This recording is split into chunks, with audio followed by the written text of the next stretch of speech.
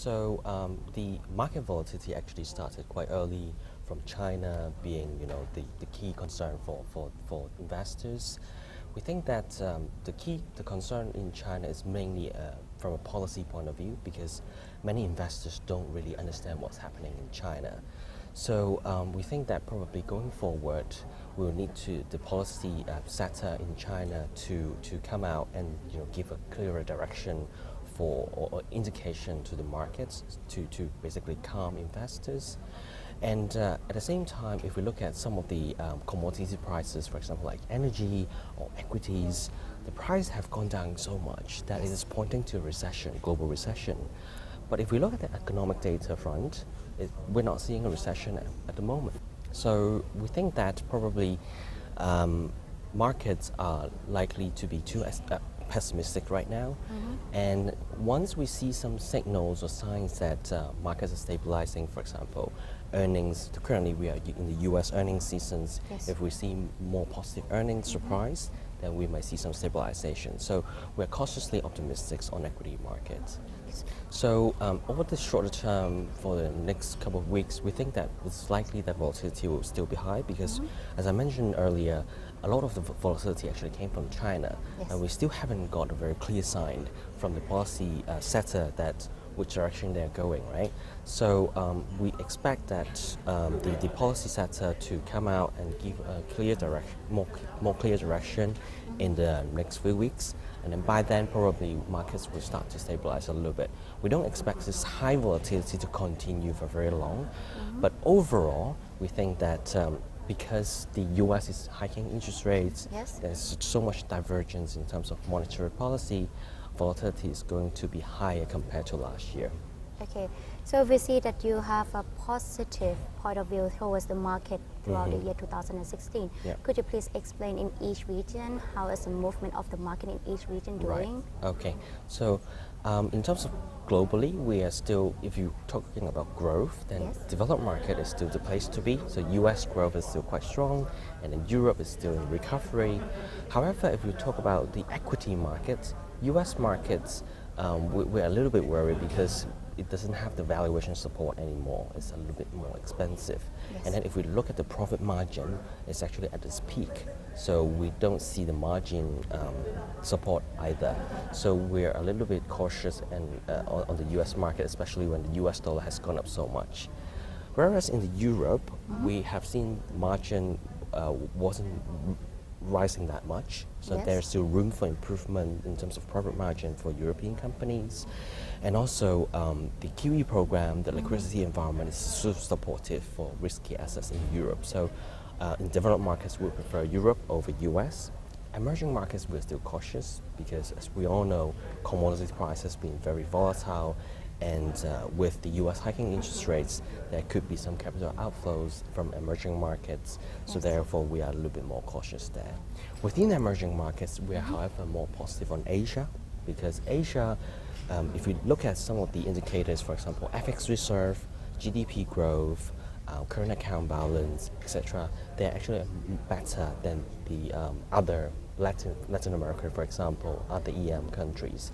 So overall speaking, EM we're cautious, but we have a preference over Asia. Do you have any specific countries in the emerging market in ASEAN, in Asia, that have a special movement or an outstanding movement? Right. So for example, India, we actually have seen the current account deficit shrink quite a bit. Inflation are falling, so basically the central banks have more room for them to maneuver in terms of cutting interest rates, for example, to support the economy. So India is still on the right track, we think. And then Indonesia, for example, has just cut interest rate last week, right? So probably these two countries are likely to provide more opportunities for investors in the coming year. Some of the other countries as well, like Thailand, for example, we might also see some further support from the government, for example, infrastructure spending. So overall, we think that Southeast Asia is not a bad place to be. China equity market is probably going to be still quite volatile, so probably investors think there will be one day that it's going to likely to rebound one day, but shorter term, because of the volatility, investors have to be quite careful when investing in there. So that's kind of overall our view on Asian markets. Okay. We think that, as I mentioned earlier, probably policy error from some of the central banks could be a key risk, especially for from China, because the movement of the RMB, the renminbi, the currency, that basically is exporting the deflation in China to the rest of the emerging markets, because it might trigger another round of competitive devaluation of currencies within the EM. So we think that this factor is a key to watch, and so something that investors have to pay attention to in terms of the FX movements that could trigger another round of outflows or competitive devaluation of EM currencies. So you said that policy error can eventually affect the movement of the emerging market. Yeah. What kind of errors are there? Like, is it something like a mistake that's been done by the government or something like that? So I think it's not really a mistake per se. I think it's the ambiguity that the policy sector has been giving to the markets.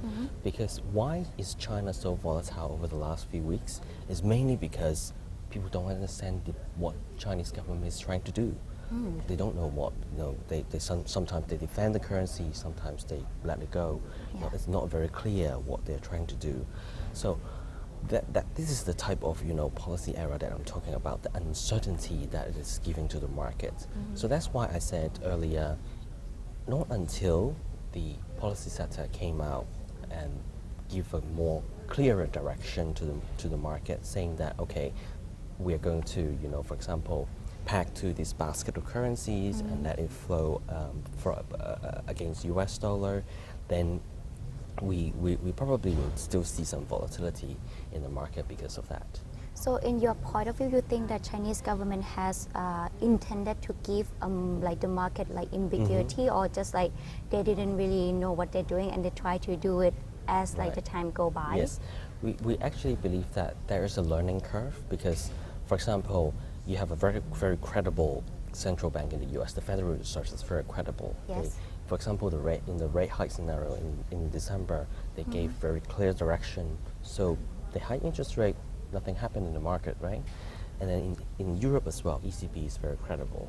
But China, they lack a figure, or they lack someone who is authoritative enough to come out and say something on behalf of PBOC, for example. So we think this is a learning curve that China is going through right now. We'll need to, we think it's not really intentional because volatility is not something good, right, for China, because stability for them is the most important, as we all know. So we think that probably it is something that they are still learning. The curve is going to be very steep, but ultimately, when they get that, then probably market can stabilize from there. Emerging markets, because the growth is quite slow still, and it's a lot of pressure from commodities and US dollar strengthening. So we think that it has to be very cautious. But there are opportunities because valuation is actually quite attractive right now. So we think that probably investing into something that gives you a bit more certainty within emerging markets, for example, some of the high dividend yield equities or some of the credit selective opportunities could be quite an interesting strategy for investors who wants to buy into this value opportunity but with a little bit more visibility.